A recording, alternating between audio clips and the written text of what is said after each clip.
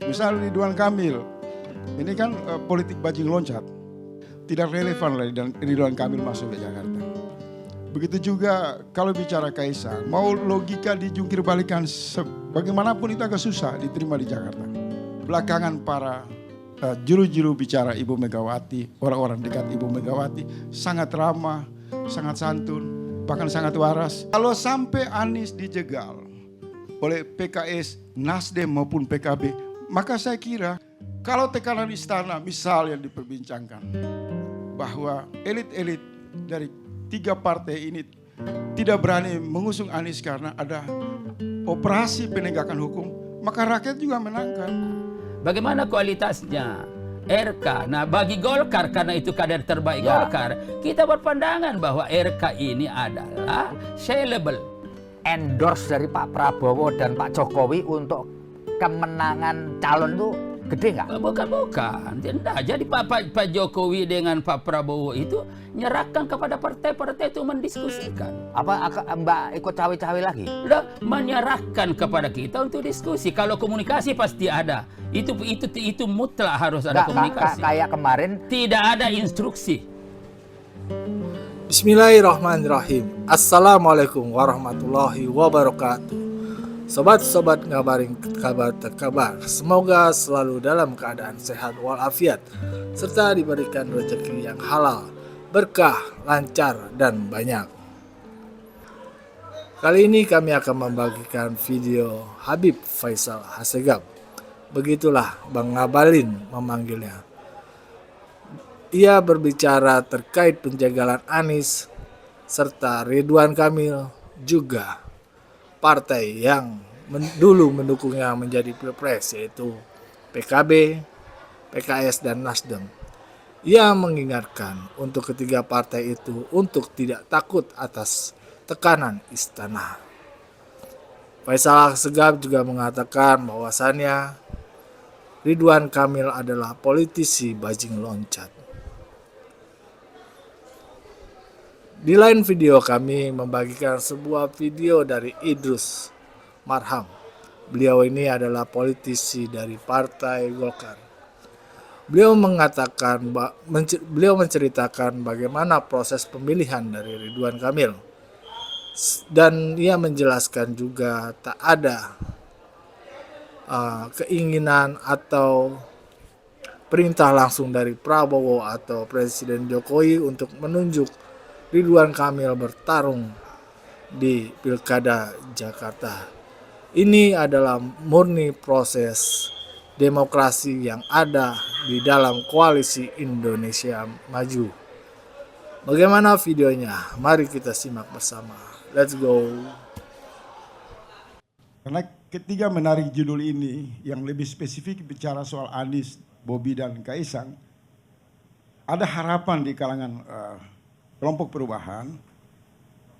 Anies ini kalau dikhianati oleh, misal yang banyak diperbincangkan di media sosial dan kita mengcapture, kalau dikhianati Nasdem, PKB, dan PKS, maka ada harapan dari sikap negarawan Ibu Megawati untuk membaca pengkhianatan yang dilakukan di tengah arus perubahan itu, kemudian memberi ruang kepada Anies Baswedan. Itu yang dinantikan juga oleh publik. Dan penegasan Bung Adian mengatakan bahwa pentingnya kepala daerah, parameternya harus diukur dari visi, misi, cita-cita, pembicaraan pada upaya pembangunan. Saya kira itu mudah-mudahan ada diskusi terbatas di sana, suasana publik ditangkap oleh Ibu Megawati dan kawan-kawan PDIP. Karena hampir hari ini semua itu tidak laku. Misal Ridwan Kamil, ini kan politik bajing loncat. Biasanya kalau dia pada satu wilayah, dia calon gubernur, dia berprestasi, maka rakyat di wilayah itu merindukan dia untuk tetap bertahan. Tapi kemudian ada satu semangat untuk menggeser dia ke Jakarta. Kemudian orang bertanya apa prestasi dan kekurangan Ridwan Kamil, sehingga tidak relevan lagi dan Ridwan Kamil masuk ke Jakarta. Begitu juga kalau bicara Kaisang, sebagai yang dilupakan adalah selain sebagai anak presiden, dia ketua umum partai. Secara nasional suaranya 2,8%. mau logika dijungkir balikan bagaimanapun itu agak susah diterima di Jakarta. Oleh sebab itu Bang Hodori yang biasanya sebagai panel, sebagai juru bicara istana yang menggunakan instrumen survei untuk mensugesti publik terhadap anak-anak presiden dengan prestasi survei yang mereka rekayasa, malam ini tidak berani bicara survei. Karena realitas Anies melampaui definisi survei. Per hari ini, Anies menjadi fokus perbincangan di tengah-tengah kemacetan dan kewarasan partai politik dalam sistem rekrutmen calon kepala daerah. Dan hanya bukan Anies, saya membaca juga misal di satu daerah yang basis pemilih di bawah 100.000 di Kabupaten Buton. Ada satu tokoh muda, bangsawan adat, namanya Ruslan Buton. Orang yang mengabdi, menghasilkan satu suara DPR RI, kesetiaan kepada Pak SBY, pada AHY, kemudian juga digusur karena mungkin mekanisme partai politik di level lokal tidak bekerja secara jujur untuk membaca suara aspirasi dari masyarakat. Jadi kalau kembali ke Jakarta, bukan hanya Anies yang mau dijegal. Banyak. Dan hampir semua orang-orang rasional berbicara dengan kecemasan, keprihatinan, mengatakan bahwa ini problem kemacetan sistem internal partai yang tidak transparan. Sehingga muncul di sana kan, tadi dibilangkan, apakah calon kepala daerah ini parameternya tunduk kepatuhan kepada permufakatan elit partai atau kepada realitas suara publik. Kalau pada realitas suara publik, dalam konteks DKI, selain Anies Dharma Pangurikun tampil mendapat suara 700.000, dukungan KTP, itu satu mobilisasi dukungan yang luar biasa. Begitu juga Anies tidak pernah henti-henti dibicarakan. Tidak bisa dijegal oleh siapapun. Dan kalau dalam konteks histori, jangka pendek, hasil pilpres, di mana Anies menghasilkan terobosan suara yang signifikan kepada PKB, PKS, dan Nasdem, maka tiga partai ini tidak bisa menganulir, menghapus partisipasi rakyat di TPS. Kemudian partisipasi atau keputusan partai itu berhenti di meja segelintir elit. Itu satu penistaan terhadap akal sehat, keruntuhan demokrasi, pengkhianatan yang luar biasa. Dan kenapa PDIP belakangan para juru-juru bicara Ibu Megawati, orang-orang dekat Ibu Megawati sangat ramah, sangat santun, bahkan sangat waras, mempersilahkan peluang untuk Anies kemungkinan diusung oleh PDIP, pertimbangannya bukan karena suara elit. Karena suara realitas Jakarta merindukan Anies dikembalikan kepada Jakarta untuk bisa menata Jakarta yang visioner, yang konstruktif, yang lebih damai dan lebih maju. Saya ingin menyampaikan pesan hasil perbincangan saya dengan para elit di lingkar partai, lebih khusus PKS, PKB, Nasdem. Saya mohon untuk hati-hati melakukan lompatan yang berbeda dengan suara aspirasi rakyat. Karena saya dengar belakangan ini ada konsolidasi dari civil society. Kalau sampai Anies dijegal oleh PKS, Nasdem maupun PKB, maka saya kira rakyat juga akan melakukan mobilisasi, datang ke kantor-kantor partai, ketiga partai itu dan bertanya, kami mendukung Anda karena Anies. Dan Anda yang pertama kali mengatakan kepada publik bahwa Anies layak untuk kembali menata Jakarta. Itu datang dari Nasdem, PKS maupun PKB. Tapi hari ini Anda mencoba-coba bermain retorika untuk menimbulkan atau memantik kemarahan arus perubahan yang sebenarnya lagi tenang-tenang saja untuk menikmati Prabowo dilantik. Jadi PKB, PKS maupun Nasdem jangan pernah takut dengan teror politik. Jangan pernah mau untuk menyeberang kemudian membangkrutkan semua etika moral kalian di hadapan rakyat. Kalau tekanan istana misal yang diperbincangkan bahwa elit-elit dari tiga partai ini tidak berani mengusung Anies karena ada operasi penegakan hukum, maka rakyat juga menangkap. KPK juga kan sudah mengatakan mereka tidak menutup kemungkinan untuk memanggil Bobi dan istrinya. Kalau arena hukum ini bermain dalam tekanan politik di ujung kekuasaan Jokowi, saya kira bahaya sekali.